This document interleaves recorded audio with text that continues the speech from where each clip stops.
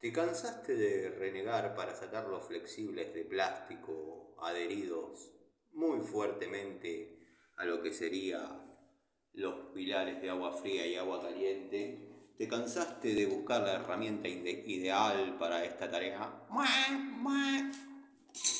¿Probaste con todo tipo de llaves y ninguna funciona?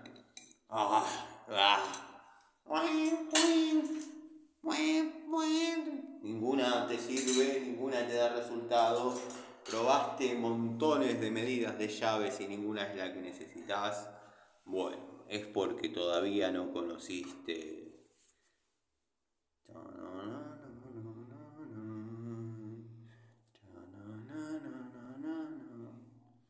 la cabeza de culebra mirando al noreste, la herramienta ideal para todo tipo de flexibles ideal clavados en los pilares de agua fría y caliente hasta las muelas, con una mordida muy similar a la de una cobra, pese a ser una culebra, les aseguro que va como piña. Ahora, como los gatos tienen taller, yo me dedico a hacer infomerciales. Voy a hacer infomerciales sobre herramientas. Observen lo bien que afloja esta cabeza de culebra mirando al noreste.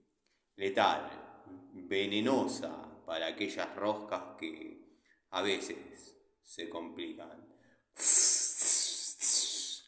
Si observan los dientes de la cabeza de culebra, pueden observar los restos de su víctima letal, el flexible ideal agarrado hasta las muelas, por no decir otra cosa, donde se comportó como debía.